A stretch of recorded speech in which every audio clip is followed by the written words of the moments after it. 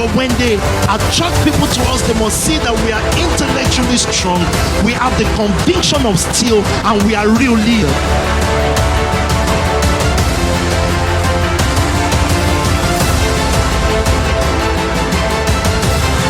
The hallmark of a leader is consistency. The hallmark of a leader is just doing what we know how to do and sitting in the same location, we have bigger resolve. You are lions. You have the heart of lions. You don't fear anyone. You don't back down from anything. Is this SPAC Nation?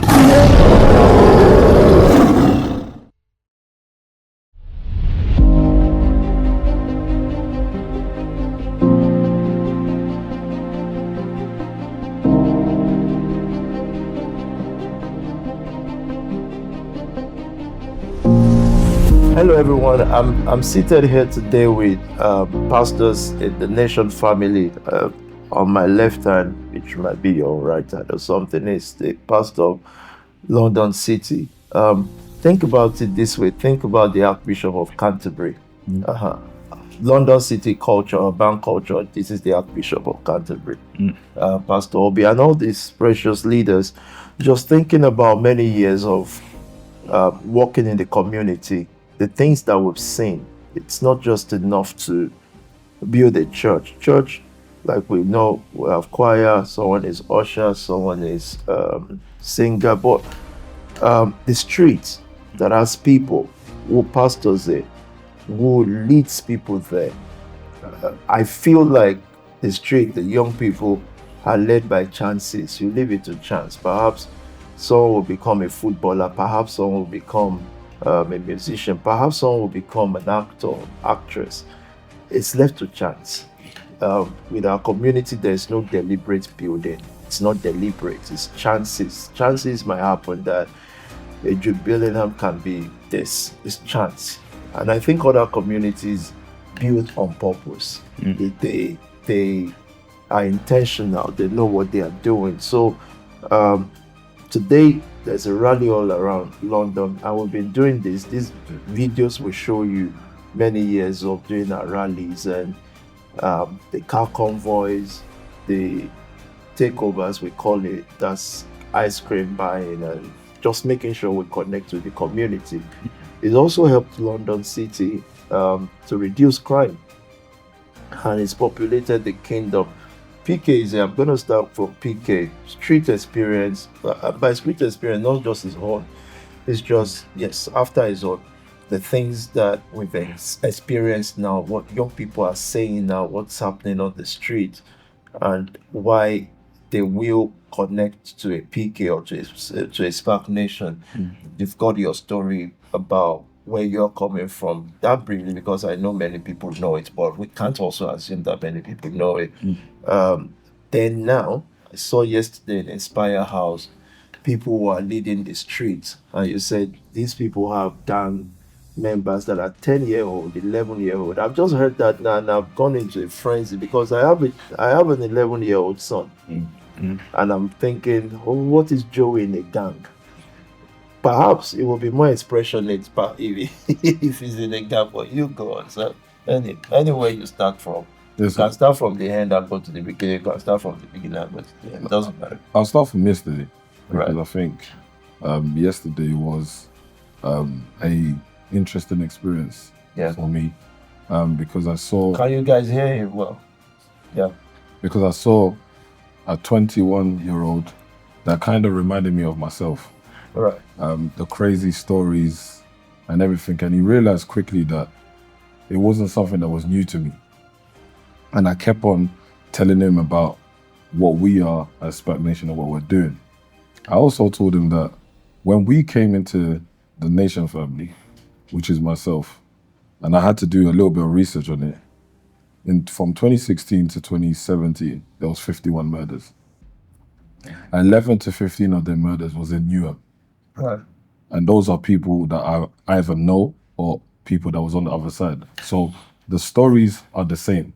People always die, but what he wanted to know was, how did someone like me, someone that they've been watching I didn't even know that they've been watching our videos from when they were 12, 11 years old. Why were they watching our videos? They're watching this video means they gang people. The gang videos we used to do back in the days, where we didn't know that the whole generation was watching you. Those that were born after when we were already on the streets, they were already watching us from years ago. They know who we are. They know the things that we've done. They know the story of the streets. They were already watching us. But it's funny to see that I'm still on their screen. But the product has just changed. They wanted to know the questions that there was one stubborn guy that came, and I actually like the guy a lot. He came, you can already tell that he had his mindset on just being stubborn. He had his mindset on there's no guys like that. He was not happy. You can already tell, but I said, you know what? Once he eats a little bit of egg and beans, I'm gonna break him down. Do you understand? So once hospitality gets in the mix, so we started talking. And I said to him, so what would your problem with SPAC Nxtion be? I said, you know who I am, and you know how my life changed. So what's the problem? Yes, I already know your problem. It's what you were taught at home about the conventional church. But we're not a conventional church because we're dealing with a serious issue at our hands. So we can't come with the same approach as our parents when the issue is not the same as our parents. Maybe the same issue, but a different way. I don't think our parents went through gangs. We're going through gangs, so our approach will completely be different. Of course. And I had to tell him, we had to use measures, but I said, you're sitting right here because I'm different. Yet the same as you. I chose a different method of speaking and connecting to you. That's why you're here. And then the drinker guy was making me laugh because he said, no, argue with this one. He said, this one's knowledge is far. But I think the leverage was, I've been here. But it's not just the ex-gang members that you speak about, that you see them today and tomorrow you don't see them again. You see me on your screen from when you was 13 years old till now, and look where I am. You're in a mansion. You've never been in a place like this before. And what's my message? That people can love God and be wealthy. And I know that's what you want to be. That's why you're in the gang. Because the truth of the matter is, most people that were your age in gang then, they won't be visible anymore. Because what would they be visible for? Maybe those who have become big musicians, and that will be one out of, if they are still making money, they will be in their hands. Because there's no purpose to it. It's not like it then you become a pastor or that's not the normal trajectory. So what has happened is you've been in their face. And if any young person is watching, I don't know how you disbelieve consistency, because you've seen him again. This man evolves in front of you to become a pastor. Yes, and like you said, to become a pastor, there's no story like that. There is no, I'm saying it now, there is no story like a gang member, active gang member, because I've seen some that follow like Pastor and say, I was a gang. You looked at the person and said, you were not a gang.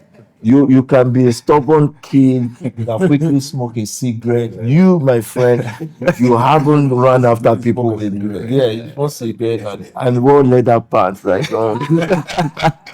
No, active, like actively known by the law, known by police, known by the court, and see the journey of the person becoming a pastor that is also known. So it's not a pastor that gives a testimony in a corner. That is also known. There's no story like that. That alone is why one of the reasons I know the work works. Let me just put it that way. So that's nice. Female, Pastor Miriam is this, Pastor Miriam is that. But Pastor Miriam created a movement that became 8 years old the other day. And the thing went viral because of some registration. So I was told that the belief is that to be part of the Phoebes, you must give 10K, isn't it? That you must give 10K to be part of the Phoebes. Well, I actually wish that I can have like 10,000 women giving 10K. But I think after that talk there, which is not the case, by the way. But I thought to myself, that's true. A Phoebe must at least make 10K a month. Yeah. So the virality of it gave me a thought that, yes, I've raised many women that are now making millions, but now I have the thought of raising those who at least make that, because in the UK, who makes that? And out of the little you make, your churches will still take tithe from you. That's why you're fighting SPAC Nxtion, because it's different from what you know as church. Yeah. But I'd rather be in hell than be in that church system. I grew up there. It doesn't lead anywhere. But so Pastor Miriam made up this group, or pushed for this group, and all the family is supported. And what they do is just make sure that women are supported. They are supported. People, I've seen people did their doctorate degree because you guys just chew money and make sure that they had a comfortable life. I've seen single parents have help with their kids so that the single mother can go and work or study. That's Phoebe's. So I'll let you talk about Phoebe's and whatever story of yours. I love that. I love that it took 8 years for it to become a viral moment, because it was not an overnight success. And I think that's what the internet loves. Internet likes fast things. But the 8 years of building those female leaders, not just the Phoebes, but the board consists of 24 women who are made up of lawyers. So what you see as Phoebe's, they have a board. It's actually a proper institution made up of lawyers, chartered engineers. chartered engineers. So it's important I say chartered, because there's engineers and then there's chartered engineers. Yes. PhD holders, biomedical engineers also, accountants, various different, everything from even teachers. So we cover every single endeavor of the female life or human life from sports, so that every woman is represented in every single way. Yeah. Okay, so what's the foundation of that? They didn't come as lawyers or doctors or chartered engineers. They didn't. You were in your mom's house when you started this. You came out of prison. You were in your mom's house.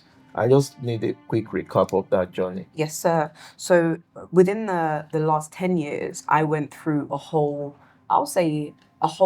life revamp because of the support of the family, but your leadership, most importantly. 11 years ago, my goodness, 11 years ago, in a week, I was in Holloway prison. So just a week ago, 11 years ago, I was in Holloway prison, heavily pregnant, expecting a baby at the time. And I didn't know where that was going to go. Yeah. From Holloway, they transported me to a hospital in North London, where I gave birth to a baby with police officers around me. Great. That's great. Police officers around me. That's great. Like you could not believe, even though I had to go through a C-section and all these things, it wasn't like, so you go through your C-section, you wake up, there's still like 5 police officers in the room, you're changing, they're in the room, everything is happening there. And within maybe a week of that, I was transported to the Midlands, where I was in a mother and baby prison. Where I was there, where I did everything with her until we got home. 3 months from that, I came home. And it's actually quite interesting. I went to a program where I met somebody who introduced me to the elite family. And I'm always very grateful for Pastor Nicky and that fellowship, because that kind of established me into the nation. But you were there that very day I came. So you actually had a baby in prison. You actually had Chloe in prison. It's a serious, I literally had her in prison. I literally had her in prison. It's like having a typical African mom. Like, whilst I was in labor, she was just like, "How could you do this to me? This is so embarrassing." I was like, "Yeah, it's embarrassing for me too. Can you chill?" It was a lot. Like, it was very traumatic. The trauma of it. I was, just medical or pregnancy terms, I was 8.5 centimeters dilated, but the stress was so much that I was choking the baby with the umbilical cord. So we both almost died in labor. It was crazy. Very, very, very traumatic. This was a non-violent crime, by the way. This is money issues. It gets even more deeper than that. So just before that, I just opened a store in Westfield, and I thought that I had done all the things. You know, I paid all my time, everything else.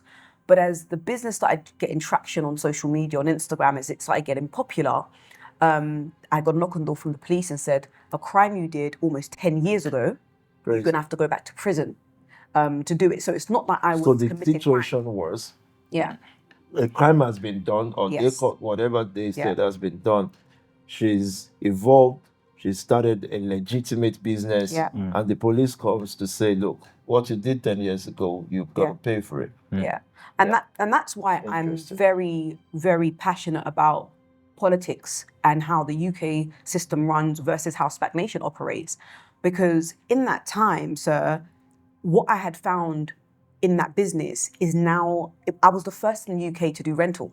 Right. That's now a multi-billion pound industry in the UK. I was the first to start renting anything. There was no one in the industry anywhere that was doing that. It's still thriving. But the courts knew that. They saw my profile. They saw I wasn't committing offences.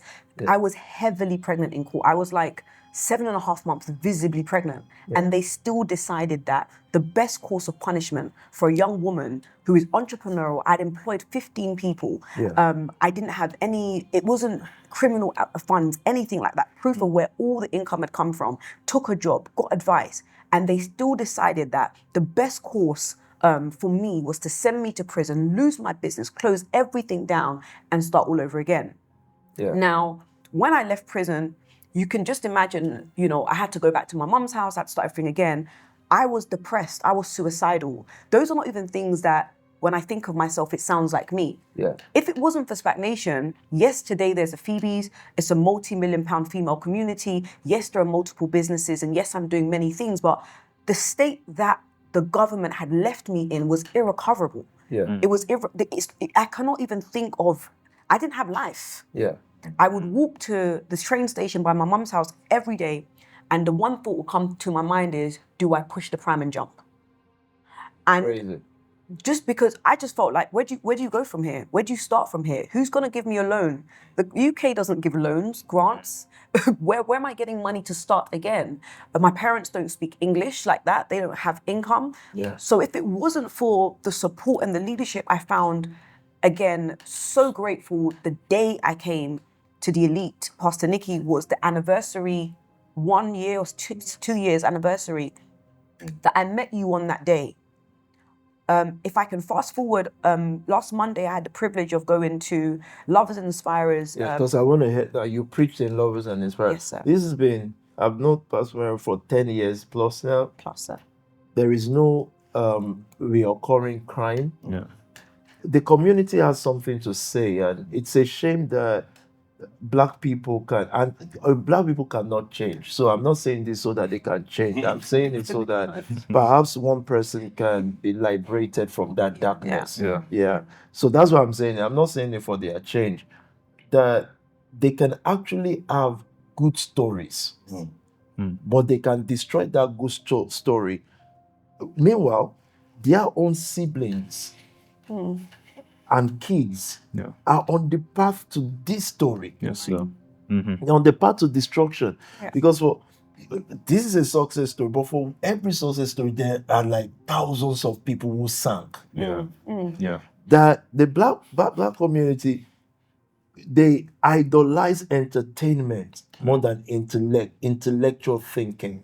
They are entertained people. They are not in church because they want to know what is church. They are entertained. They dance. They idolize it instead of investigating so that they can create. But there's not been recurring crime. People have just been making money through you because they can post a story that they don't even know. They've forgotten the trail of it.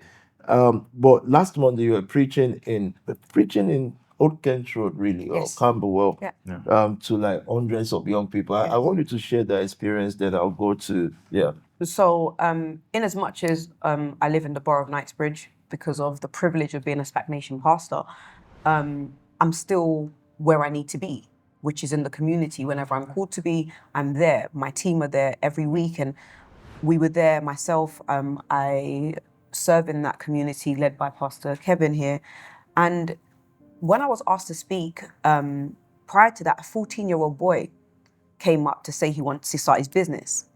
But that Monday, Chloe messaged me. She's like, "Hey, mom." Chloe's your Chloe's- daughter. Yeah, my daughter. She was like, "Hey, mom, I want to come L&I tonight." I said, "All right, that's fine." So when she came, I was speaking to senior pastor, and I was like, "Oh, what am I going to speak about today?" And he said, "Just speak to your kid. Just speak to her. That's all you need to worry about. Speak to the 11-year-old."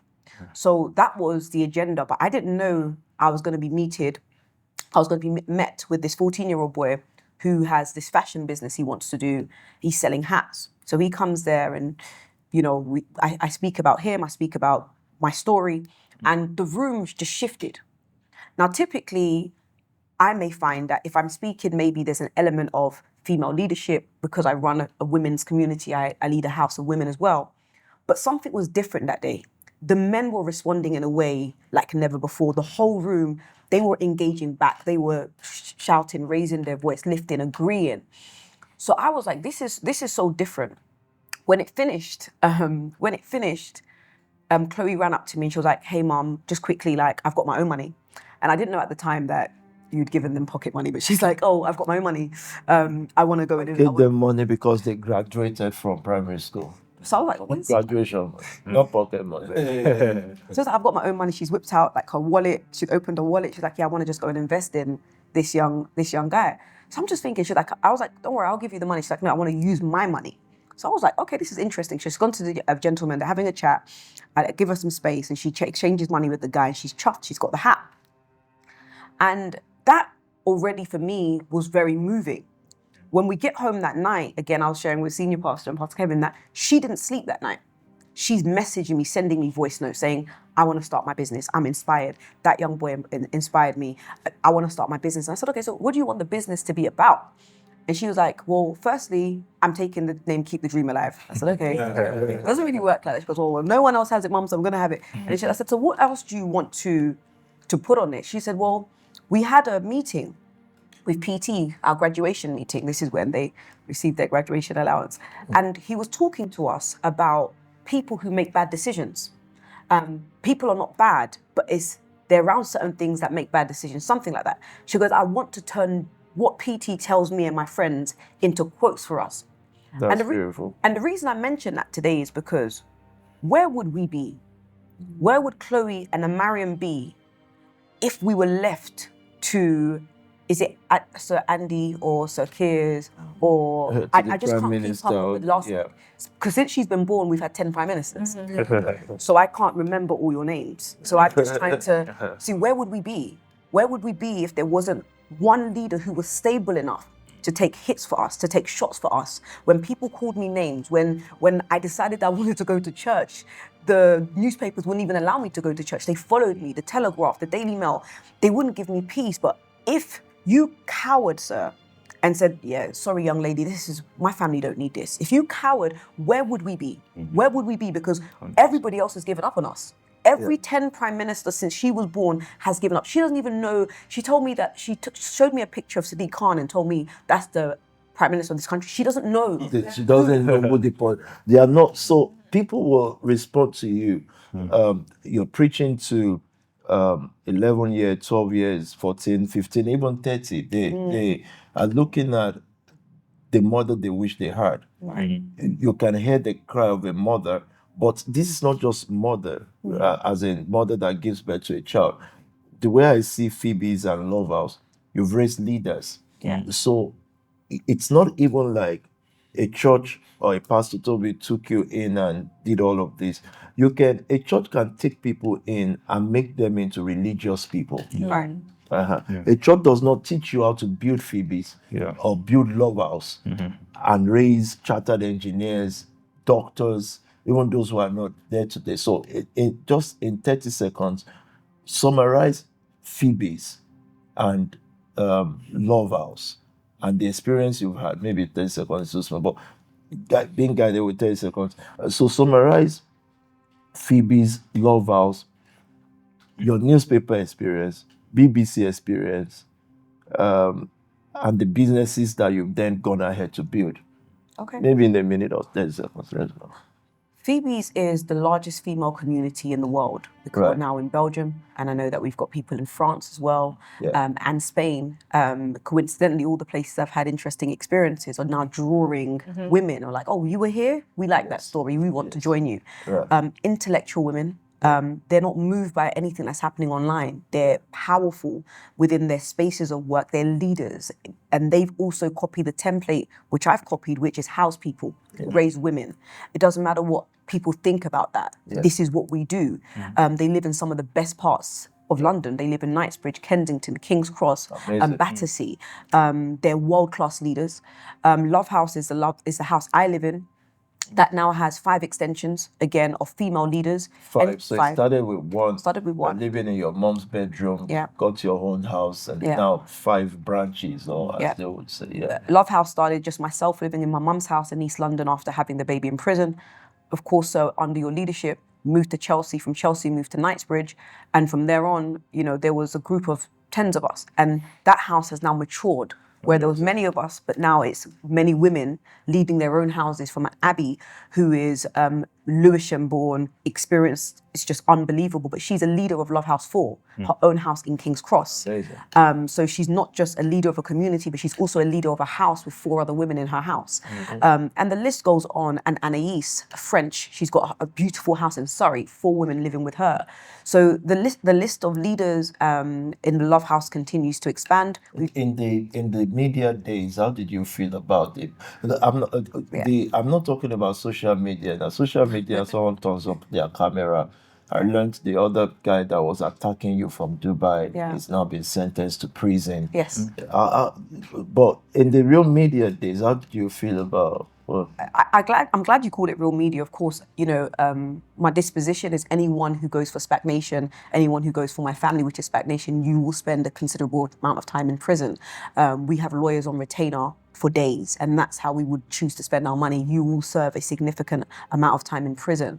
But real media, newspapers, I think my training, my SPAC Nxtion training as a leader, those things don't bother me. They don't, I've never had a day of concern, because my real concern is the people. I'm worried about somebody completing her PhD in 2 months, and the pressure that she has to be in Oxford or Imperial. That is the concern. Is like, are we doing this? How are we doing this? Is paying people's school fees 50, 60,000 pounds when I don't have the money? Finding that, discussing with the board of leadership, guys, I need to raise X amount to get this person into school.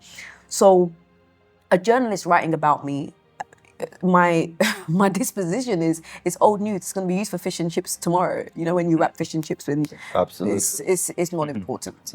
I like that. Our audience are divergent. So it doesn't matter what a Sun newspaper or someone on the internet say. The people we are reaching, they are actually divergent. There are people who get more curious if you criticize something. There are people who actually then go and dig it more. The other ones are like the dirt, and they are fine, but we're trying to reach divergent people who just have a different mind. Like the Bible says about Joshua and Caleb, that they had a different mind. That's quite interesting. Pastor Sam is here, and the reason for me to say, I'm still going to talk about Phoebe, to say that he is the senior pastor of London City, because your dad is a pastor. You went through the whole 9 years of church. Him and I were pastor's kid. So you, as a young person, can't sit at home and tell us, just because your pastor is hustling you, that we were not doing church the right way. We were born in church. I suffered. I suffered growing up. Our growing up was suffering. Why? Because my dad chose to serve people and serve God. And that's what he's still doing. So we had to pay the price of it. I didn't grow up in a private house. I lived amongst people. My sisters suffered the abuses. We were church boys. You are not a church guy. Your pastor is hustling you. Need a house in Nigeria or Ghana. That's all. Forget all those stuff. And I've seen churches. He's a pastor's kid who would have suffered for that sake as well. Yes, sir. Then, street kid. Yes, sir. Church kid, street kid, and went to prison. I believe that the going to prison of a pastor, sir, is so that it can speak today. Your other brothers that were in court were here, Obi and Onye, to be precise. There's no experience in any of these worlds, so the leadership cannot be there. Yeah. Because what I was trying to say that you said, and I stopped in my earlier broadcast, was people, you said you don't think about ambition or trying to be something, which I need to come back to that and speak much about that. Or you said because people can come because they want to get somewhere. And as we're driving the bus called SPAC Nxtion or the car called SPAC Nxtion, when people get to where they want to get, they will get down. Yeah. Yes, because now they've seen where they want to go. Yeah. It is black nature, very black nature, to be opportunistic. Yeah. Okay. People who build the new world don't just see, they are not opportunists. So if someone gets somewhere, yeah, you found a wife in SPAC Nxtion who I don't think you would have married this girl or she would have agreed with you, if not for SPAC Nxtion saying you are something. Yeah. Even though the person too is nothing. But when you say words like, I didn't come with an ambition, you become moldable by God because it's not an ambition. So you can't see where to drop from the car because you're never satisfied with where you are. Right. And someone gets a wife or quickly gets a contact, people walking around me, homing around, looking for contact and get one and start texting them. I don't care because I know both the person you follow and you, in a few years, everything would have vanished. I get it. I'll let you speak. Background, church, leadership. That's why, because of those tests, is why I can say, for now, this is senior pastor of London City. Yeah. The Archbishop has not gone through more experience than you. Because the church is supposed to reach the street. Yes, sir. Yes, Okay. Sir. So, but if you were in a seminary, and from seminary, you live in St. John's Wood, you had definitely an Archbishop. I'll leave that to you to finish. It's I'll actually start from what you said about having no ambition, because I think that's one of the major campaigns that we have today when we talk about five locations that we're in around London. Yeah. And one of the things I've been thinking about a lot, especially in my 16 years with you, following you. 16, they're going to show you pictures of us doing the same thing, maybe 16 years ago, Exactly. 15 years, doing the same thing as this. And we're not thinking about reaching 10,000 people. I've set up situations like this to just speak to the 10 people on video that we have.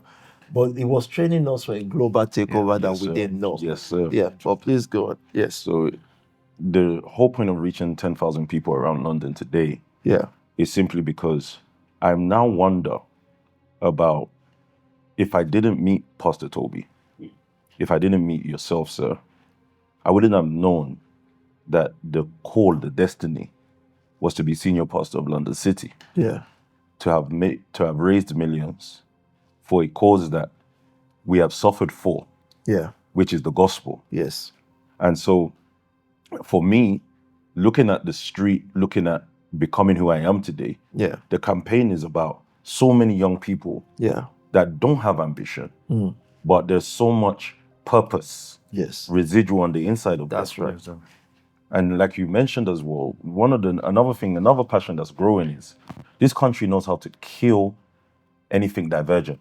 Yes. Yeah. And one of the campaigns I think you've led, and it's almost a honor to even have seen it, is how to be divergent in a country that resists divergence. Yeah. And I know that our generation has many, especially the 10, 12-year-olds growing up today. Yes. There'll be many divergences in those generations growing up, the teenagers, people who dream differently. Yes. Because I don't know if my dream, the ambition I really had, which was to follow a leader, was realized in this country. It's never been seen before. Yeah. So because I've never seen that in growing up, yes, my dad, My dad was in the church. I mean, we have our board leadership meetings. Yes. He was a part of board leadership meetings for the church he was in. For his church, yeah. Not a decision maker. Right. But always, we used to go night vigil. And I used to be upset because after night vigil, there's meeting. Yeah. They'll have a meeting, maybe the council. Yeah. I know that. I suffered it with my mom. Any pastor's kid, you're an angry person because after church service, there's meeting and another meeting and another meeting. Yeah. And in that meeting, they'll be eating as well. Yeah. So they're going to take their time. Special dinner after the special dinner. Yes. So, by the way, just before, don't forget your line of thought. I believe that the divergents are the ones in gangs. Most of them, of course, there are guys who just follow trend, but the divergents are in gang. Yes. So the black community has not seen the best of us. Yes, sir. But we're diverted because they are footballers who are great at those stories, and a young person is believing they can be. But for everyone who is one successful footballer, there's about 100,000 people. They are divergent. They are in the gangs. They are the ones the world can term no ambition, and our uncle will sit and say have ambition. They don't need to. They need leadership. Yes, sir. Because you can then create the senior pastor of London City from the divergent who feel bad that they don't have dreams.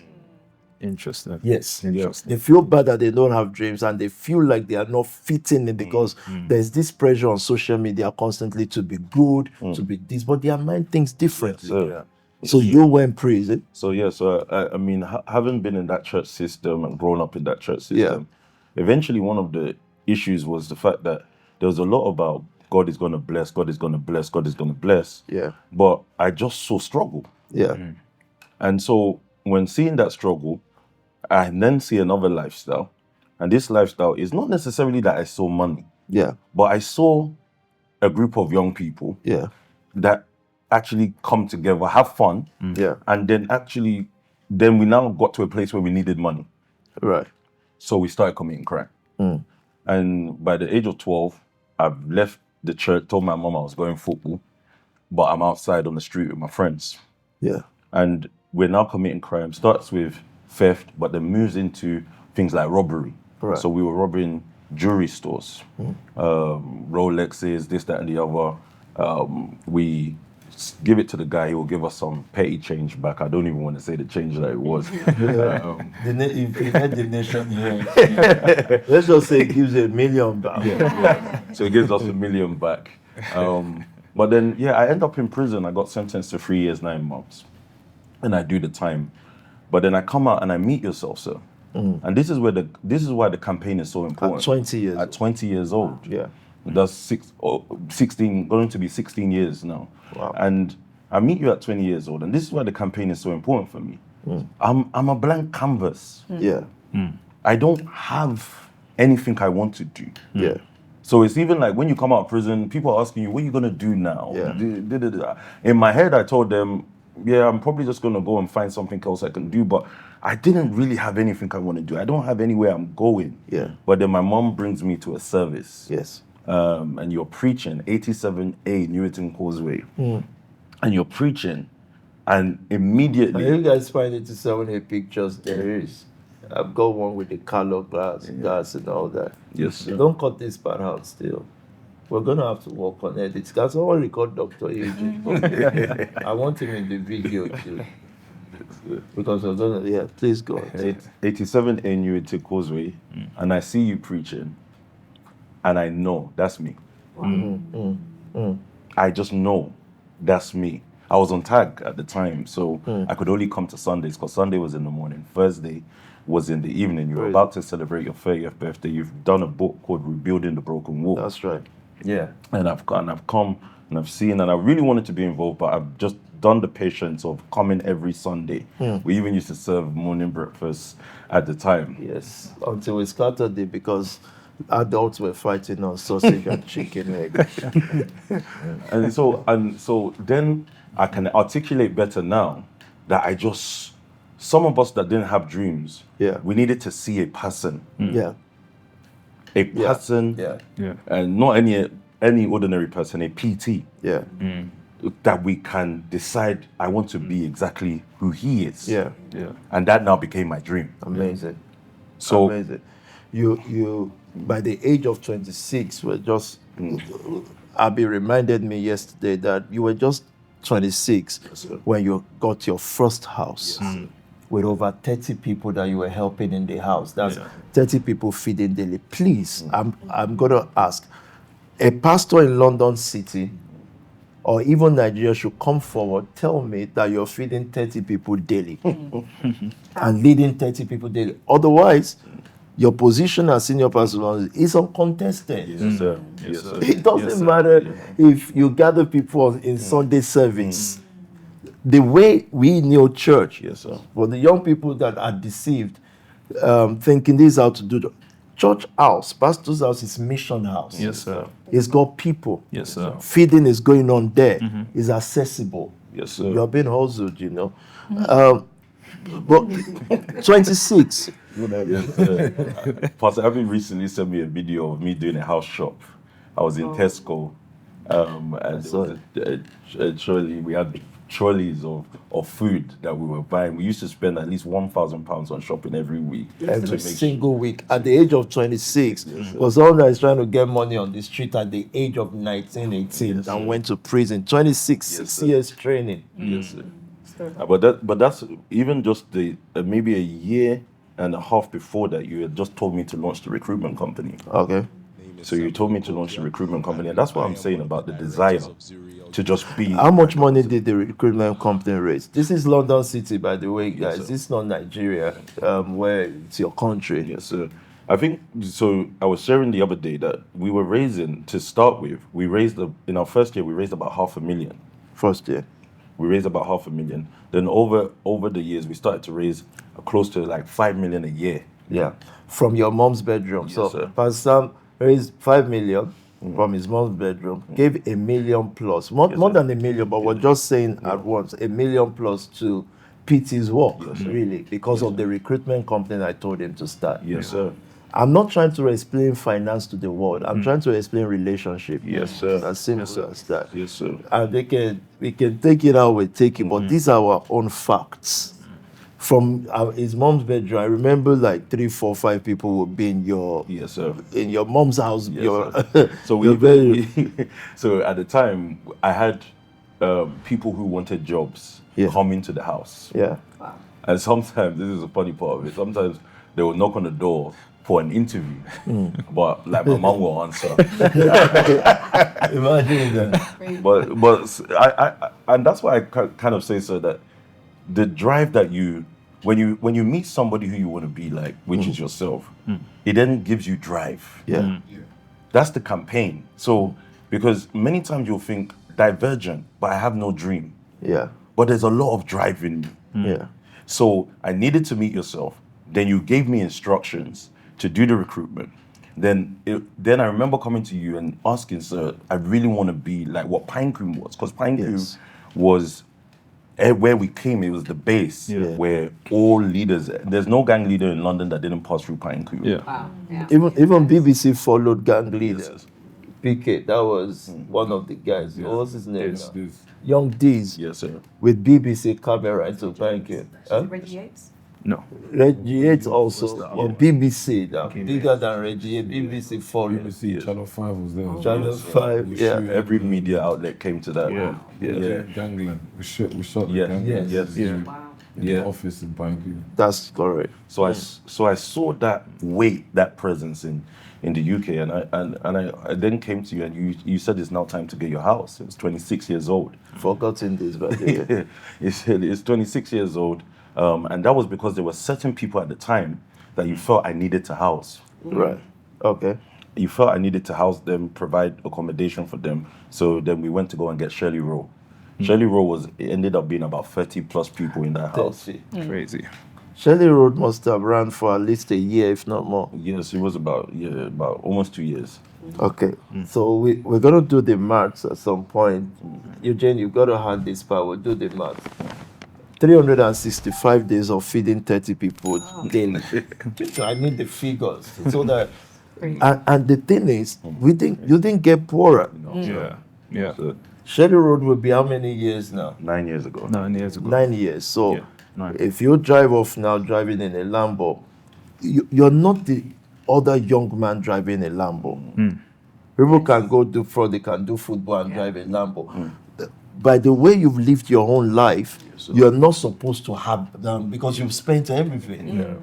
So it's not another guy. It's not you have Lambo, I have Lambo. No, this my own Lambo. It's cost you 20 times over. Yes, sir. Yes, sir. I believe if you go back to your house, there are still tens of people. Yes, sir. So you've bought whatever they are buying. You've bought it 10 times over. Yes, sir. But please go on. I'll let you finish this. Just so interesting. Yeah. So we did Shirley. So we opened Shirley Row, like you mentioned, feeding 30 people every day, and those people can eat as well. I know. I know eating very well.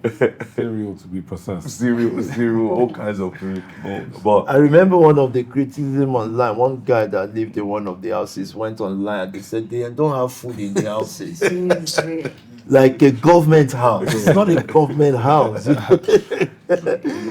There's so much food in the houses that I sometimes wonder, how do you guys finance this thing? But please go on, sir. so but again, those houses were just simply imitated what I've seen in PTG. And in the journey to become, now I can call it a leader. Right. Because how do you define your dream is that you want to be a leader? That's right.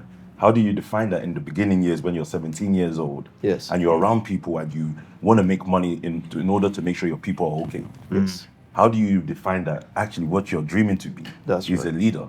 How many people did the recruitment, roughly, how many people did they get employment? So we started with, and I did the numbers the other day, we started doing walk-in recruitment and we were getting about 150 people a day at a point.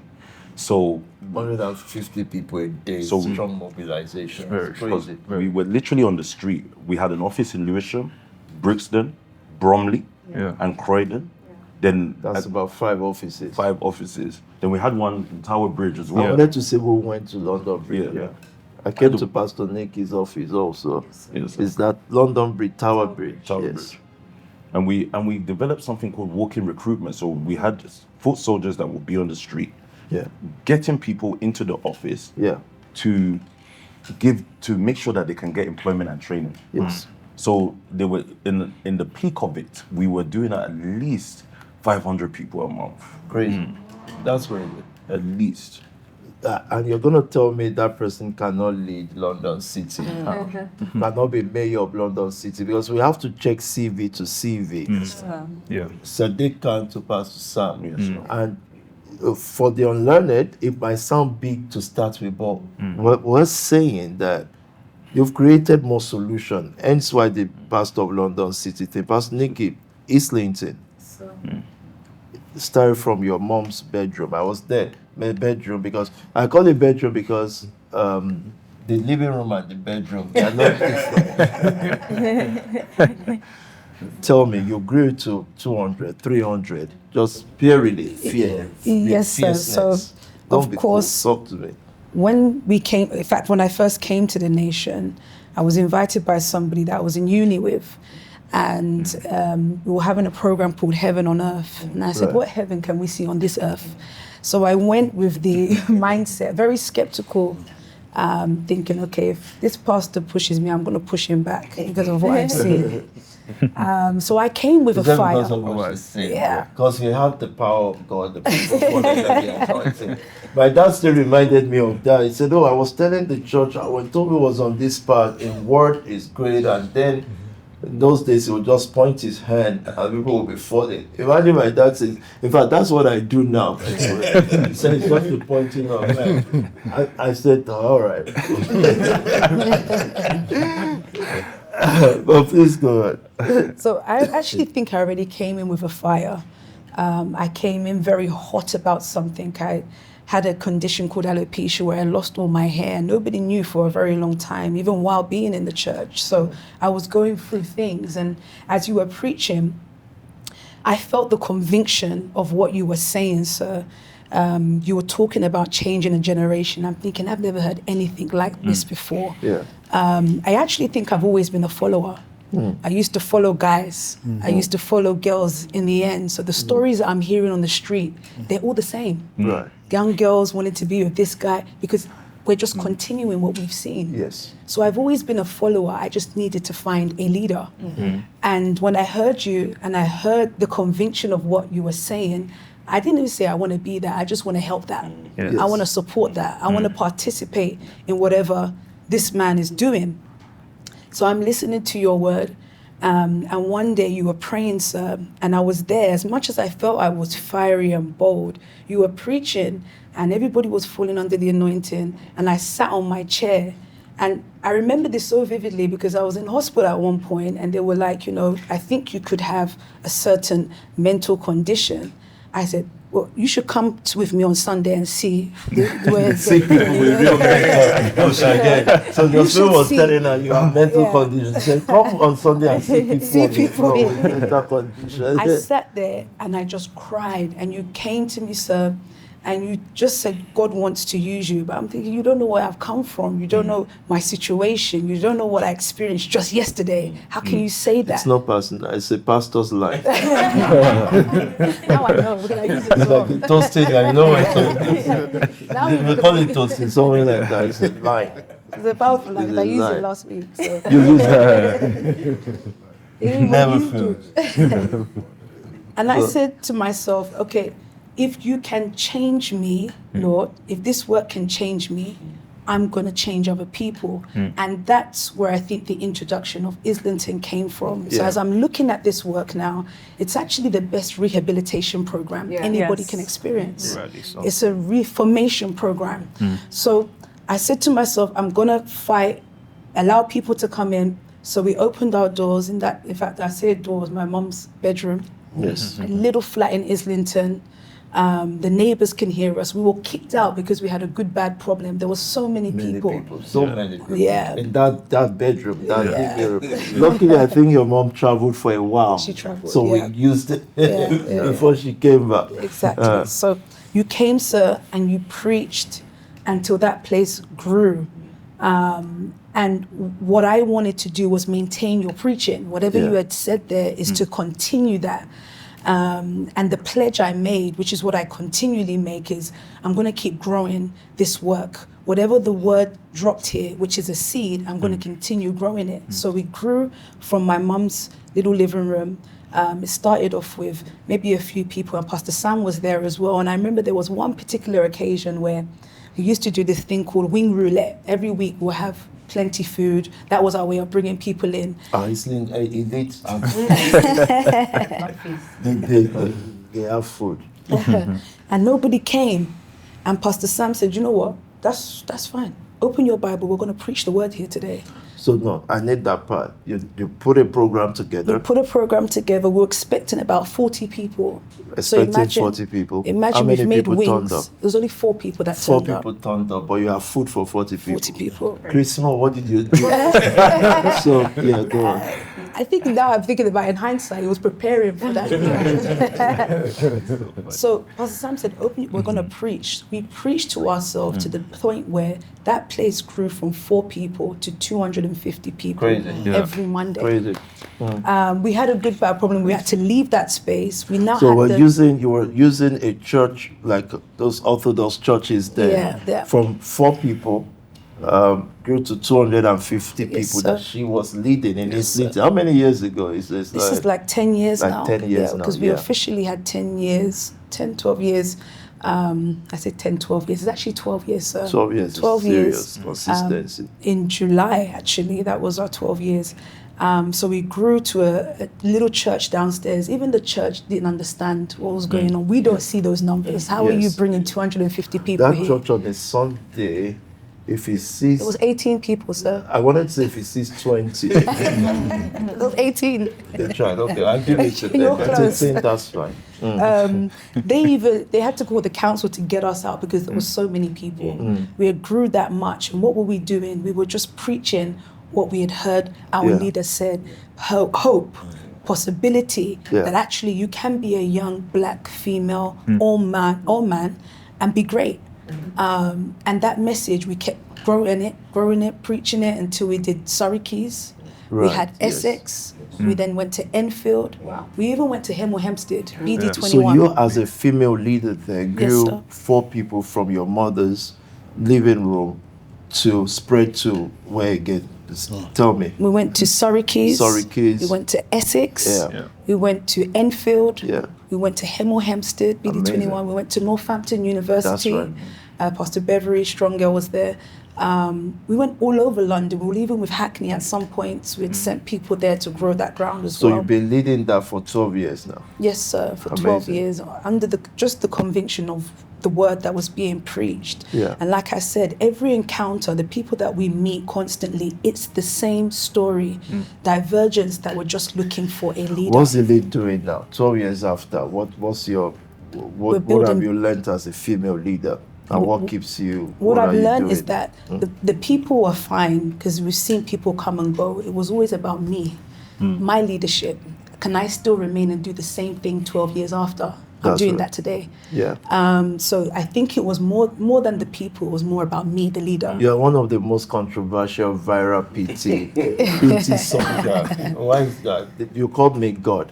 Indeed, and I maintain that comment, sir. As much See, as it's we, not me. And I will not change someone's conviction. I mean, I have to. Well, when you think about creation, this is a creation. So what else would you name it? You know. So Remember the time that you said it's Peter's birthday? I think that's the first one Yes, that went sir. viral. It's Peter's birthday, get it how you get it, or Yes, something sir. like that. You're like a female gangster. so to actually, I don't understand why the world don't find that fun or inspiring, Yes, because sir. whatever they want to interpret it as, it goes nowhere. It's passion, just raw passion. There's God and there's PT. yes, sir. It's but I'm happy they are listening to you. Well, go on now. Yeah. Thinking about gangs, gang is just anything different to what is seen to be normal. It's a group of people that have an idea about something. So I think I was always part of a gang, maybe not PK's kind of gang, but it was a gang. It was just a different thought, a different way of life. And that's what we're doing online now as well. We're showing people a different way of life. They don't understand it because they've never experienced it. So I think when we're online, we're still teaching them a way, an alternative system. And because they're not familiar with it, they're shocked. And most of the people that are commenting, they were people that I've known. So Right. they're confused. How is this? I've known you, Nikki. How are you this and now this? Yes. So it's shocking them to see that this is what I am today. That's why I think the comments are going crazy and people are shouting back, you were like me. So how is it that you're now this? I'm just inspired to see that the word actually works. Leadership actually works. I'm inspired to see how far you've come. That I knew the day in Lancaster House that people were falling under the anointing. We had a season, and I won't betray that season. I know it's the move of God. I know it. It was clearing way for us, and I remember coming to you saying, "Hey, you come," and she did it. Hey, because you're already on my ground. You're not going anywhere. I'm thinking, who is this guy that is not falling under the anointing? What's your hold? How? Who you be? And who you be? How did you fall? But to see that you're doing more work now than that, it's not just online. You built a family, the elite family. You've built a business and many businesses. Talking about black female leadership, visibly fierce black female leadership. This is it. Yes. And like I said, we can't keep glorifying a country where you are given everything. And an American will say they are cheating us, but you have more facilities than a black European. Yeah. Yes, they may be more educated than, because Americans are very not. But you have everything if you want to prosper. These guys are showing us less than 50% of what they can do. But because nobody is taking the role anywhere else in the world, it's the big deal to us. That's well. Why do you think you're doing what you're doing? In a nutshell, why are you still preaching? Why do you think? Who else will, sir? I think we have a responsibility. If my life was changed, if my life has been transformed, we've got a responsibility to do it for others. There is another me out there. So actually today I've called it Operation Go Find Me. Simply because if I don't do it, who will? Yes. That's why I'm still doing what I'm doing. I'm doing what I'm doing because I believe you, sir. Yeah. I'm doing what I'm doing because if I didn't come to Lancaster that day, and I thank the young lady for inviting me, you're amazing. I thought it was Pastor Edward that invited you, or you invited him. Actually, I got Pastor Daniel from another person's church. Oh, yeah. It's called somebody's house. Yeah. My kind of thing. And Pastor Daniel was there. They made a creative director, a children's operator for like machines. He was coordinating the machines like a fun fair. Hey, they were come. Yes, so fun fair. So it was a fun fair. He was coordinating a fun fair, a whole creative director. Oh my days. Yeah. And this so I wanted this part because of soul winning. Yes, sir. And I'm going to come to Pastor Indidi now. They said you were the one controlling in the picnic. You were The one fun fair. Fun fair. Where Pastor Nicky spoke to you. Yes, sir. Maybe as a strategist, because maybe someone. So what we're trying to say is they made someone that is a creative, someone that is on more level than a Virgil, than a Kanye. What you were doing was the biscuit and the... So I took everything I had. Come, you can come. We're gonna blend this to a fun stuff. I took Come everything. where the camera can see you. So. I took everything I had as a creative. CV, pictures, prints, and email it to everybody I could.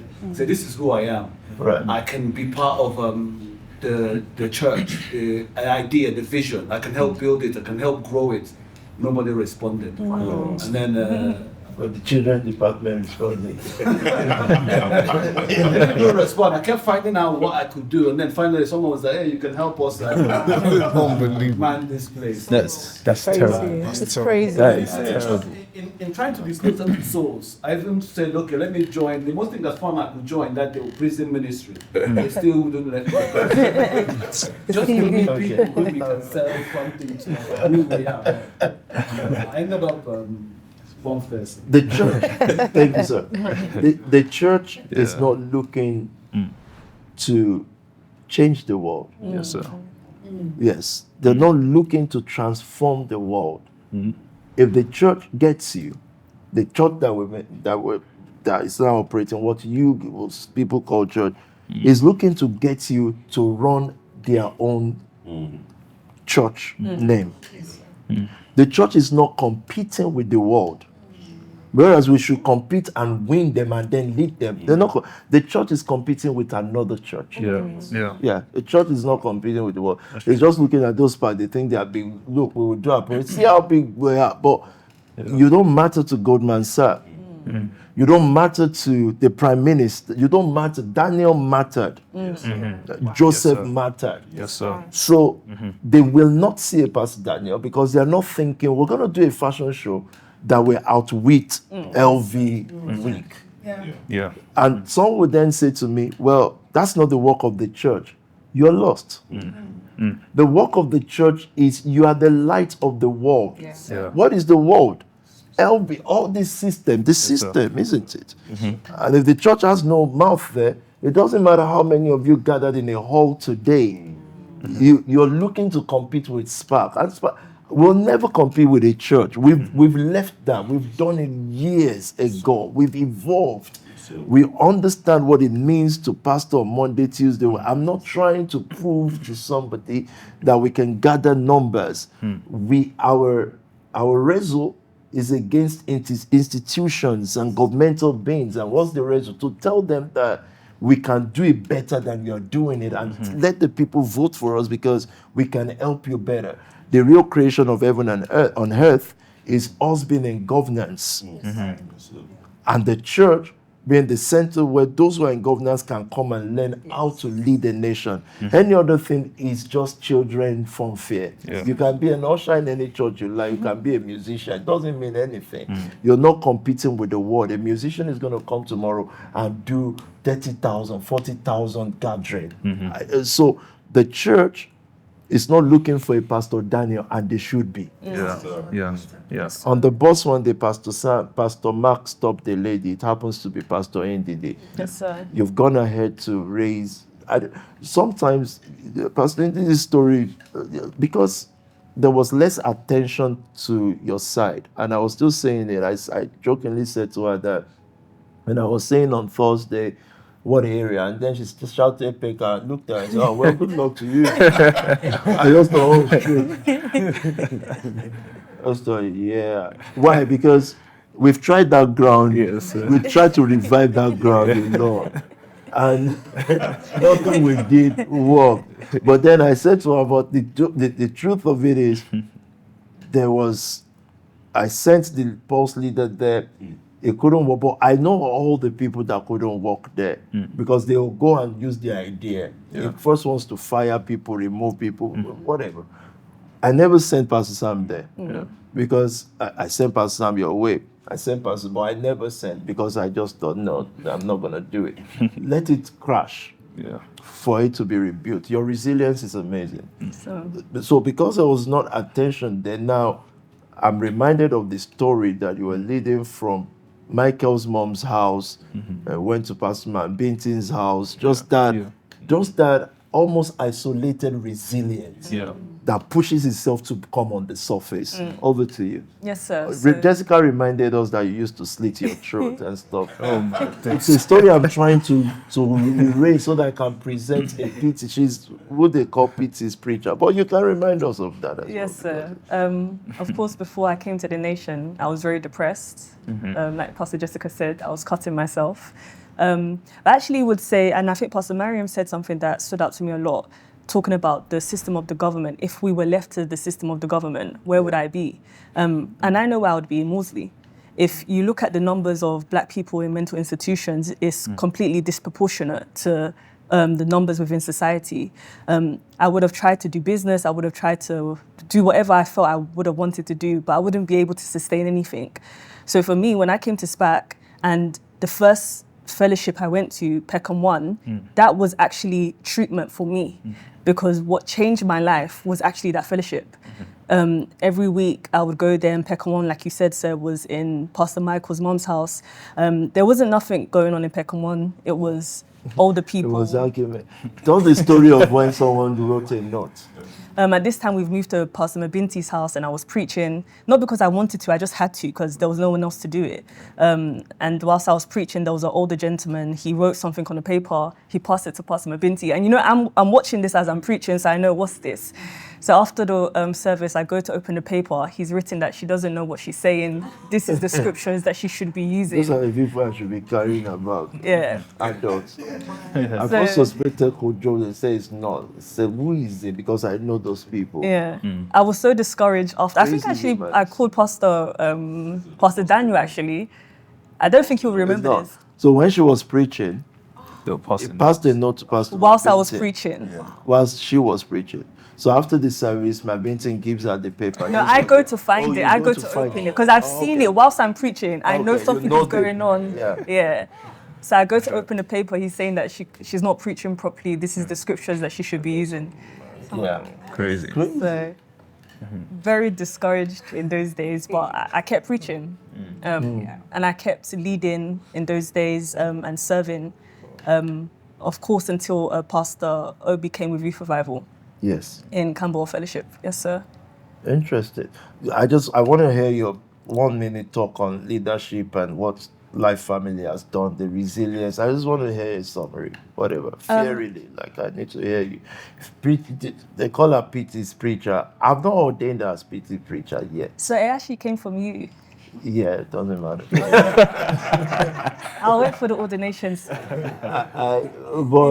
But it's the space is empty, so you're a candidate. Yes, sir. But I just did what I saw you do, so I just preached. So at a time, it was 2018, it was the days of Revival Church, actually. Yeah. There were a few of the people that were there from Peckham 1, Campbell Fellowship. I just put them in a group chat, and I just started to preach every week. At those days, we were praying a lot, so we used to pray. And that's the thing we were doing every single week. There was even a time we ended up living in a flat in Peckham. It's actually one of the girls that are under me. I remember I thought, oh, let's take this flat, let's do it up, and then we'll start renting it out. Yeah. Because we were living across the city, we were going from apartment to apartment. At one point, I just said, look, we're just gonna go to this flat because we've gone to how many apartments now? And I said it even on Sunday, I preached my way out of Peckham. When we were living in Peckham, I didn't know how we were going to get out of there. I was living with how many girls in a one-bed flat in Peckham. You lived with some of them in your mom's house? Yes, so I lived with girls in my mom's house. Then we left my mom's house. I lived in different houses across the city. And then we went to Peckham, and still girls following me in Peckham. If they didn't live there, they will actually still come into Peckham. And funny enough, I always found it weird, like, we're living in Peckham, why are you guys coming to this flat? I didn't understand, because at that point, it wasn't inspiring. Yeah. So I know that the only thing that was inspiring was my word. Yeah. I couldn't bank on anything else at that point, but the word that Peter was preaching, and I was just regurgitating. Yeah. And of course, eventually we left Peckham, and at that point we were called Helper's House, and of course it evolved into a life family. But it's just been consistency with word. Those who were maybe joined me maybe when they were from 16 have developed, now they have masters, to those who now are in top positions in their workplaces. So it's literally just been the preaching of the word, and we've grown, we've seen evolution through just being committed to your word, sir. Yes. Life family inspires me, I'm telling you that, and my own simple reason is it's less attention. It's just someone that is building on purpose till they are seen. That's inspiring. I promise you. Yeah. Neraya asked me, so why did you choose Pastor Tobi to be PTJ?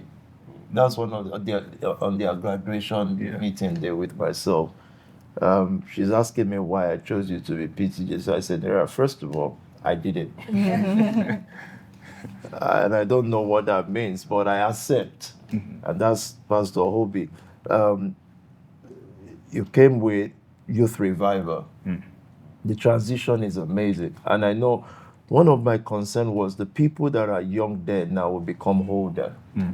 And if you keep that system, and this is what I'm saying, a church can actually bring in people. The church can bring a pastor in, but you see, they will end up destroying her. She will not be a beggar on the street, but she will not be a leader of anything. So, I need you to see how dangerous this thing is. Miriam will be in a church because your trajectory can only go that way most times. You'll be in a church, you will be back on the street doing what you did to go to prison, because you will then realize even legitimate money, you'll make it, bank will close your account. Then you'll get more hungry. Then you'll say to yourself, I'm better now, I know how to do it better. But you'll be going to church. You can be one of the best givers there, but you will not have love house. There will be no Phoebes. Perhaps there will be gloss. That will be a shop that you have. And the pastor will be happy that you make hair for people and you are popular. Simple. But you will not be a global leader. And so the church can actually absorb people. And I look at the church critically and I'm thinking, only God knows if the pastor was willing to be a divergent. Only God knows what all these people can become. But we'll never find out in this lifetime. And they will never find out. They will be fighting us. Because one of the things religion make you do is you'll be very judgmental. Christianity is very judgmental. You look at, but you will read do not judge, but you will be judgmental. Over to you, sir. Why are you PTJ? Or why Youth Revival, COD, leadership? Yes, sir. This young man here, I can't even tell how many houses you created through City of David and all that, but I'll just let you speak for a minute. Interesting journey. I'm going to start off, sir, first with my biological dad. You know I don't usually do this, but I'll start off here. We'll see if we're editing out. Speak free. Please, keep this here. So as the leaders were speaking, I was thinking about the irony. You know, my dad will pray. That's all I know him for. Wow. Not that he was a prayerful person. I mean, that's our only conversation. I don't know anything else. Okay. So it's not that he's a prayer No. movement man. That's our only conversation. will That's just all pray I've for you. known him for. Okay. And I grew up in Southampton Way. So perhaps that's why I'm PTJ. We're starting the journey. So I thought, SPAC Nxtion joined this time from Southampton Way. Yeah. Was in my uncle's living room, just like Islington, just like, yeah. so I grew up my whole life Southampton Way. And what I found interesting was my dad would pray knowing the crime rate in Peckham, Right. that I don't find myself in gangs. Okay. And after praying, he would take me because of work. My dad actually worked as a manager in Maudsley Hospital. Imagine. He would then take me. Look at the irony. I was thinking where you I'm trying to gender this well. He would then, after praying, take me to the brothers that ran Peckham. He would take me to their house. Okay. So meaning a gang. The gang that ran Peckham, Okay. the brothers, After praying. after praying. So Because he has no choice. He has has- to drop you this. he has no choice. And like PK was saying, they had no knowledge of the community. Okay. So he doesn't even know their gang. He doesn't know. Okay. He's Yeah, good yeah. friends. Just- He's yeah. good friends with their dad. Okay. And he just saw, oh yeah. Okay, I get it. Now, the reason why I wanted to Okay. start with that was it led me into the inevitable. If you grew up in front line Peckham, Yeah. it's inevitable that you're going to get into all the activities. But then when I met PT, as I joined the nation, I was already gathering about 200 people every Tuesday. Bear in mind, I did not grow up in church, but I was gathering people, 200 people every single Tuesday. But the problem, like you identified, sir, which I saw live, Yeah. was it ends with gathering. Yeah. Yeah. It got to a place, this is the funny thing, it got to a place, the old church that I was in, that as we saw lives converted and we saw gang members, top people, some that Pastor Kevin will know his age range and all, top Yeah. people coming to church. But there were people that I could not tell them join the church I was in. Yeah. Yeah. So some of the churches that are copying SPAC Nxtion today, their PSAM equivalent were people converted in youth revival. Okay. We had to send them there. We literally told them, go to this church. Because you can't invite Because them. we couldn't, because a life does not change in church. Yeah. The most that happens is that people gather. Yeah. So when we came into the nation, That's serious talk. Yeah. when I came into the That's the nation, most that happened. that's the most that People happened. Gather.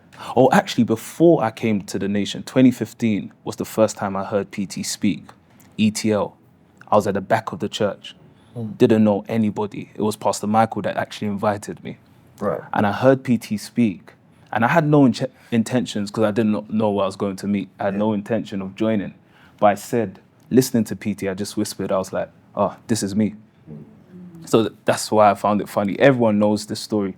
So at the end of the service, I turned to the guys that were with me. I won't call what their names were, but or what we were called. I turned to them. I was like, "Oh, guys, welcome to my new church." A year later, I joined the nation. Now, every single thing that's worked for me, and this is my story. This is what I believe.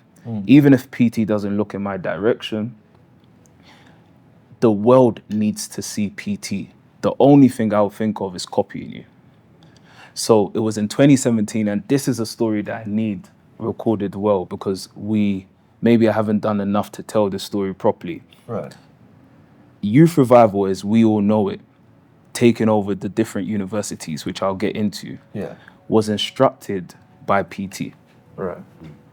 So it was in 2017, March, we came to sit with you in Pinecombe office. Okay. And we had been hesitating to go and do the campaign. Right. And you know how PT is. He just said, you know what, end of this week, you've got 1 week, go and gather hundreds of people in Kent. Right. 1 week without us going there previously to do a service. Yeah.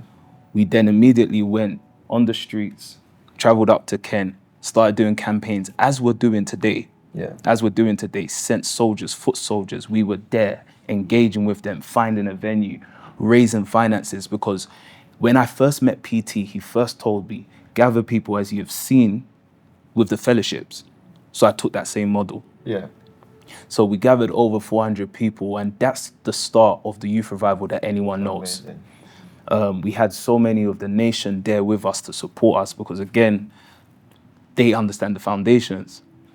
That year, 2017 through to 2018, we went to different universities from Kent to Hertfordshire, to Northampton, to Essex. I'm sure they have videos and Yes, sir. Paris, was you a youth revival person? You look like. To Portsmouth. We went to Birmingham, Leicester, Coventry. Yeah. And we gathered through that time over 2,000 young people.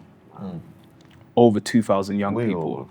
Way over 2,000 people. We had the police that will come because they've not seen gatherings like that. One of our most iconic ones was in Birmingham. They have a hall that sits 600 people, but Birmingham has never filled the place. But we ransacked the place, we like packed the whole place. Sorry. Now, the reason why I'm saying that is wherever I found myself sent by PT, I noticed one thing: numbers grew. Numbers grew. And I knew that if I can get people looking at PT, they will come into something. They will become relevant. So I remember also in 2017, you first sent me to Catford. Truth is, I'll have to admit here, I was still relatively new. Yeah. So I wasn't aware of Periscope. But I walked into Jerusalem one day and everyone was saying, "Oh, congratulations, Pastor." Congrats. For what? It's like, "Hey, Pastor Tobi sent you to Catford." I was thinking, oh my God. So we went to Catford. The first service, if you remember, was myself, yourself, sir, and some other people. Yeah. And we was in a circle like this. And I'm thinking, where's this going? Like I said, didn't have good shoes then. And PT was going to trust me with Catford Fellowship. But after a few months of you sending me, by the time I left, it was about 50, 60 people at the time. That's when you then said you would send Pastor Enrique to Catford. And then you told me to go to Camberwell. Right. Now, Camberwell was even smaller than what we started with in Catford. Yeah. But working with a pastor Indidi, which has been a major blessing, great sister to work with, we grew that to Southwark. So we took the whole of Southwark. So the Peckham that had a problem, we had it under our belt as well. Right. Yes. We just took everywhere. Because everything was close. Well, that's one of the issues with Peckham. Everything was close to Peckham. Yeah. They were, Kunle went around the area.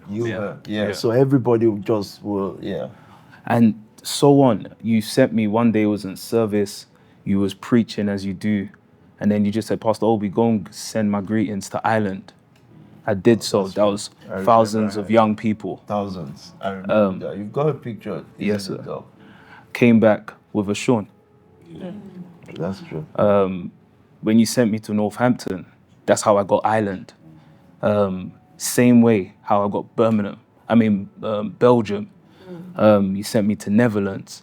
So I've always seen prosperity, or the wisest thing that I could have made was to know I'm to connect people to you. Right. That's the wisest thing, because like I started, gathering is not the issue. Making something of the people you're gathering. Making something. And that's my, and I want this part specifically emphasized. Yes, sir. The church is competing with the church. Yes, sir. In Nigeria, the pastors tell me the fight between them is mad. They're fighting. The church is competing with the church. So my passion is, these young people in these churches, they are just gathered to become nobody. Yes, sir. It goes nowhere. You'll be zealous for your church, you'll fight every other, the same way gangs and stuff operate. But you'll never know what these people can be. Yeah. Because they'll be numbed out. And if you think, because some people can go on TikTok now and prosper, it doesn't go anywhere. Yes, sir. But I'll let you finish. 30 more seconds. Now, Youth Reviver, now COD, now Wealth Family, Belgium, and all these other places. How can you keep this leadership? How old are you again? I'm just 32, sir. 32. Go on. So since you've sent me, I've just seen everything multiply. And that's just not the gathering of people. Before, we couldn't make money. We're seeing businesses that's come out. We're seeing leaders. If we have in Peckham today, someone like a Pastor Emmanuel, he was someone that was taken from Birmingham. Amazing. So what I see people as are seeds. And you've asked what's COD now, or what we're doing. The same way that you sent me to an area from Catford to Camberwell to Ireland, I'm just seeing myself as the person that gathers the next set of people for this work. Well, that's what you've been doing for the last more than 10 years now. Yes, sir. Consistently. Yes, sir. You look like you've bet your life on it. 100%, sir. In case you guys don't know, after Thursday service, he snuck to come and give me money, a lot of money. So maybe you just told the brother, I'll be going on, so you're going on. So and you went. A lot of money. But I said that to say that I told the former leader of Paul's to take you in because we got an office in Mount Street, about Mount Street, or just near Claridge's. Huh? Brook Street. Brook Street, right? What? Brook Street? Brook Street, yes. You were reporting in that office and they fired you for being you. But what I was trying to do was this. It's not business you need. You need to raise people who can. They don't even have to have business. Yes, sir. It's just that when the word hits them, it's business that comes to their mind. They will be great. Yes, sir.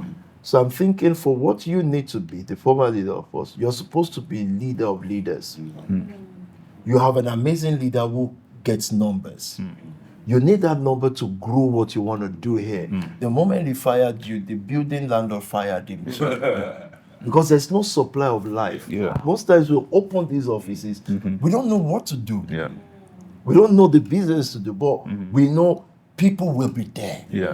Then we figure it out. That system worked for us. Yes, sir. What it would have done is empower you more to do what you're doing. You would have raised people like Sean. And Sean will defer to him through you. The system will make people rich. But you know, this world, either those who are taking us seriously now or not, everybody will learn. They will learn. They will see the system, and the suffering they would have outside of this system will be shocking. Because God gives direction to a generation, how to walk in. We had a pattern. We would bring thousands of people, maybe hundreds of them stay. They will be loyal to the word. And that will make you, big man, Mr. Business Brain, it will make your business work because you will never lack the supply of humans. Yes, sir. Yes, sir. So, whereas we know that by yourself you can't perform, but you've been strengthened now. You have numbers, have restraint, have discipline to feel like you should address this or do things this way, but wait. Pastor Conley survived all of these people. Conley is a definition of sonship. He survived all of these people. They summoned him to meeting. The younger brother they didn't have, they made Conley that. It's always correction and correction, even when it's not wrong. But because Conley is agitated, and that could be intimidating to small minds. But time proved what was right. Over to you, sir. I like your heavy shoes, by the way. Thank you, I think you have like 100 of this. Yes, I have a few pairs. We're gonna make sure. Does it correspond with his giving? I'm sure. Yes, sir. Oh, good. I wanted her to commit publicly. I'll check tonight. I know how these things go. I just want to I'll Okay. get to master. Kunle is one of the people that made me wear jeans again. Imagine, guys, you've got to understand when these people are saying church should not be like this, church should not be like that. I was one of you. I was one of you thinking church should not be like this. I was a critic too. But as a critic, as part of your company, a pastor should do this, a pastor should not. I was on your side. I was saying that to pastors too, but I got enlightened. The veil of darkness got lifted off my face. Then I realized from the Bible that Christ never started a church. So where did you find how church should be? Christ did not run a Sunday service. The veil of, because I was just following what I was told. And I was preaching it, and I was zealous for it. I thought I know what I was saying, but the veil got removed. Yeah. The more I was looking for God, praying, fasting, God knew what I needed was light. And the light came, and we're able to save more people. Otherwise, what we'll still be doing is gathering people every Sunday. Yes, sir. You know the person that works for the pastor? Yeah. He uses it to boast that, see, I have this. It is vain. The people sitting there will never know what they can become. Over to you, sir. Yes, We'll sir. close in 10 minutes. Yes, sir. So for me, I think one of the things straight away, how for me, I never grew up in the church. Yes. As you're aware, my backgrounds, I grew up in a Muslim background. Yes, So you're my first Muslim. so my first encounter, my actual real encounter with Christianity was with you, sir.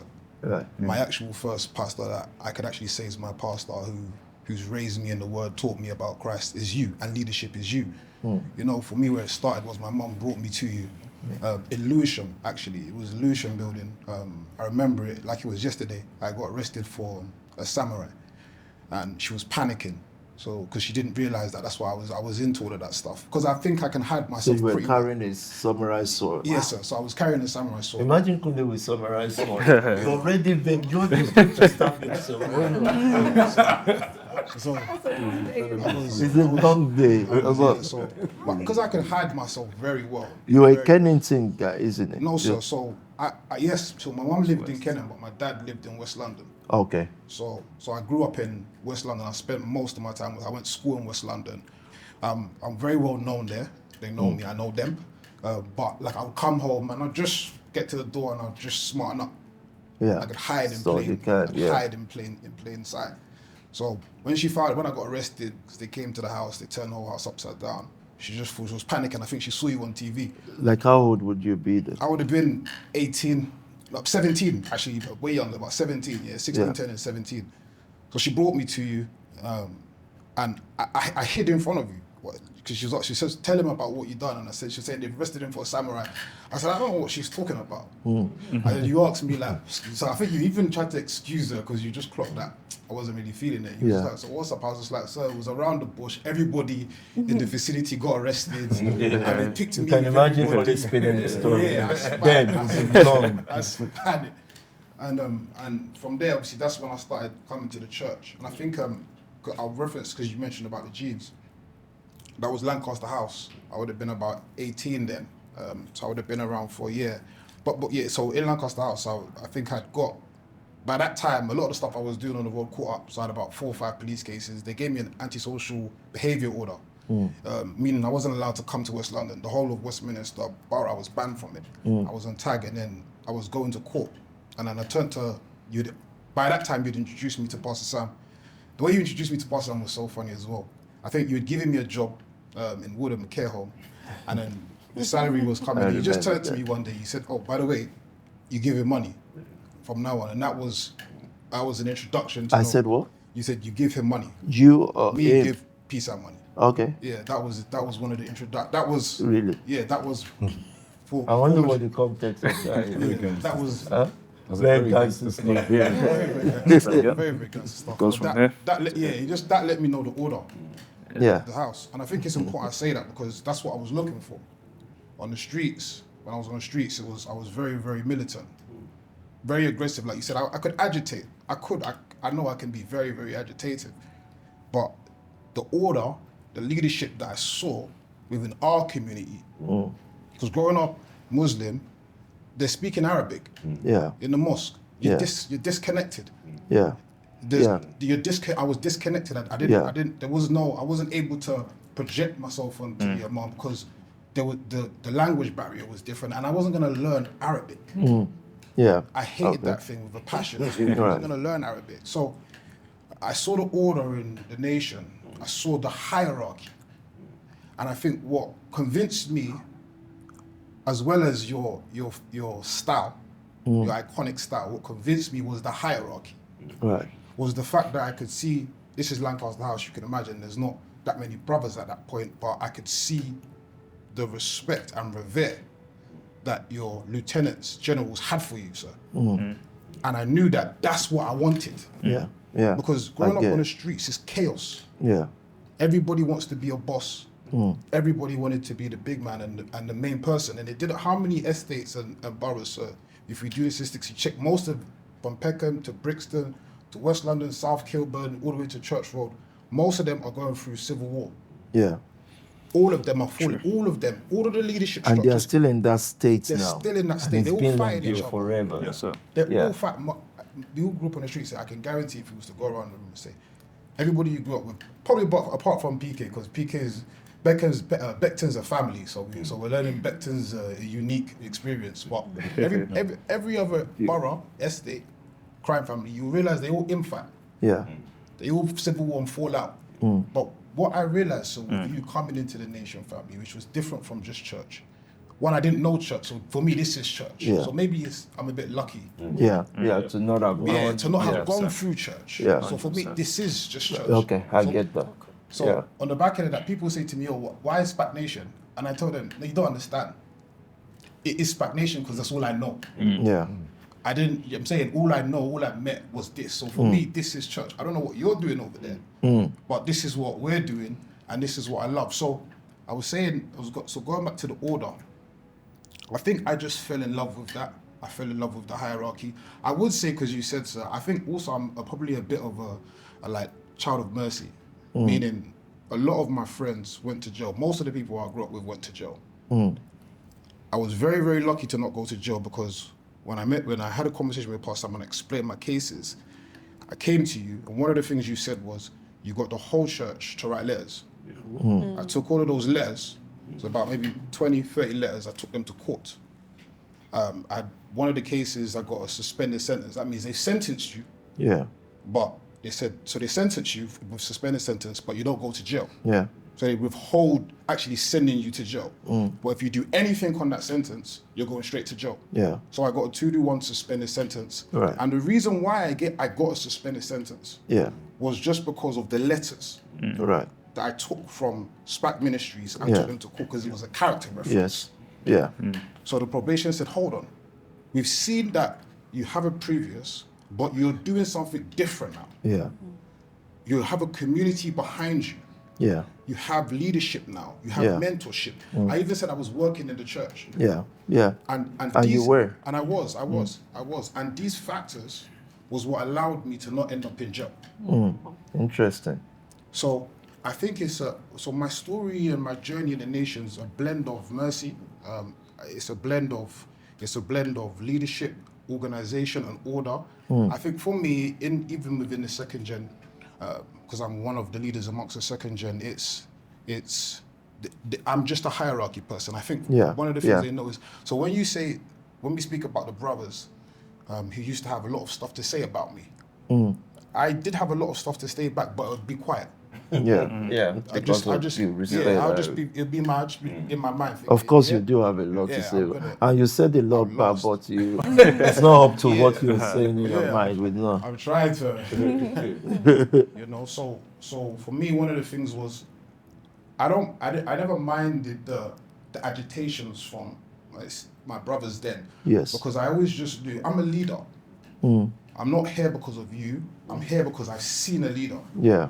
And if I don't challenge them, it's not because I'm afraid of them. Yes. It's because I'm afraid of my leader. Of the institution. Yes. The institution. I've seen what he wants. And I quietly have been able to read that for 14 and a half years. That's solid. That might not be a conversation, but for 14 and a half years, I've just been able to read And What- see, even what if it's PT body want, language, yeah. what does PT want now? Yeah. What does he need now? What's the prevailing story now? Yeah. I think my survival, because you mentioned I've survived, sir. Yeah. I think one of my survival tactics is just Yeah. being able to say, okay, hold on, it's not that. Yes. What PT wants is what will be. Yes. And I'm happy and joyful with that. So for Pastor Kunle is not frontline, it's fine. If Pastor Kunle is, like when you sent me to Connect One, it's Yeah. fine. Right. Okay. I'm going to get the results and I'm going to show I'm a leader, but I'm also fine if it's someone else. Yes. And I feel like that's been one of the reasons why I've been able to survive for 14 and a half years, because coming up in November actually will be 15. Will come up, 15 and a half years this November. Amazing. So I came in November 2012. Amazing. Yeah, November 2012, 11/12 when I came. So for me, sir, I think it's just adaptability. It's a story of adaptability. It's a story of experiencing things go really wrong in the streets. Yeah. Seeing my friends kill my friends. Yeah. Seeing a lot of people, and mostly everyone I grew up with, go to jail. Yeah. Everybody. And knowing that that's the case across many different boroughs, many different areas. But seeing what we have here, Yeah. and what you have here, sir, and what you've built with the black community, Yeah. the truth is this is the only black community in Europe. When you actually do research, you see there is no other black sustainable community in Europe where we've been able, where a leader has come and been able to pull people together and keep them together. So it's a journey of you inspiring, sir. It's a journey of you leading, sir. And I did say to one of the guys in Valiant the other day, because he was asking me a question. Because you about now greatness. lead the House of Valiant. Yeah, I How lead many the House people of are in family. Valiant Health? We have a very, very unique family. It's effective and efficient, but it's 8 to 9 people.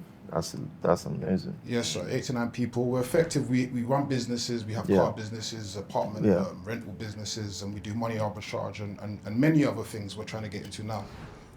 But one of the gentlemen was asking me a question about greatness, and I said to him, look, if the story of greatness is for me simple, 100 years later, when we're no longer here, when we're no longer on earth, breathing, eating, doing what we're doing, will they write about us?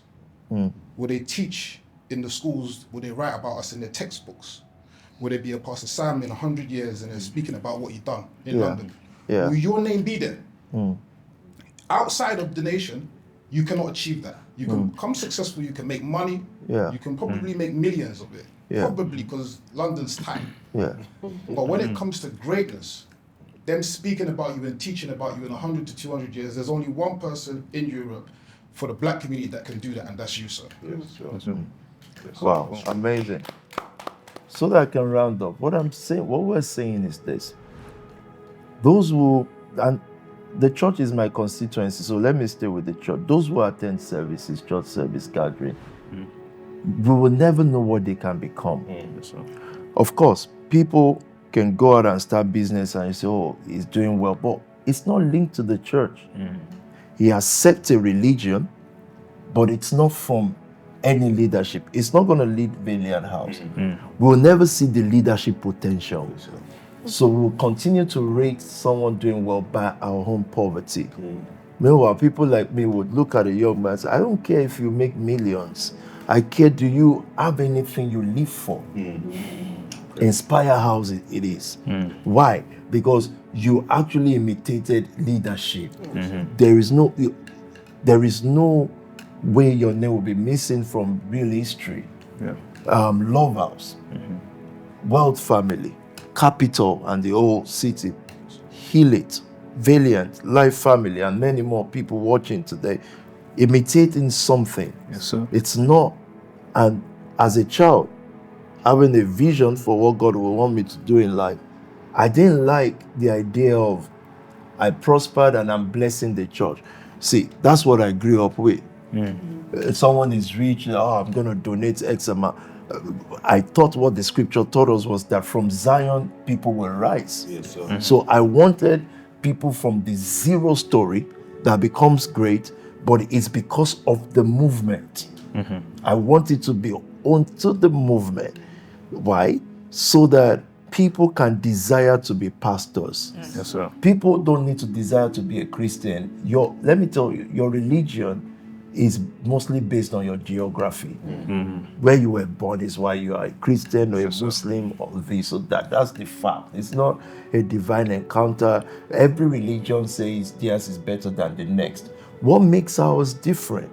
We believe in Christ, but we believe that that power of Christ can raise someone from zero, practically, not by prayer, practically giving them systems and helping and seeing the ability to build institution. I'm very fixated in the creation of humans.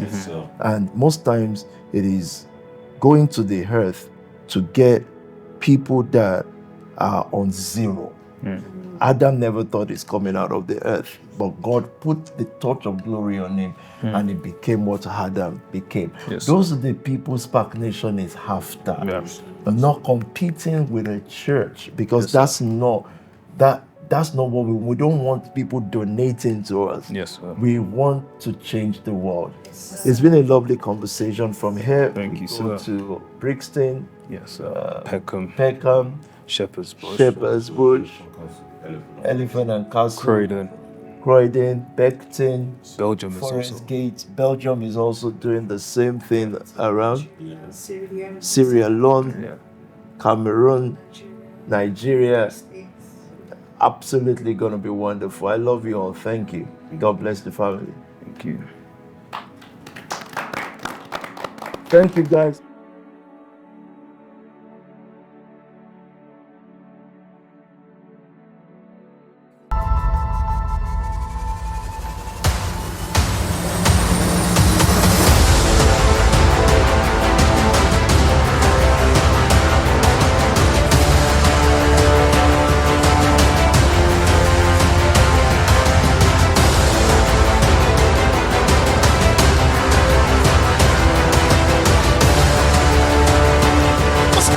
Wealth, but when they attract people to us, they must see that we are intellectually strong, we have the conviction of steel, and we are real leaders.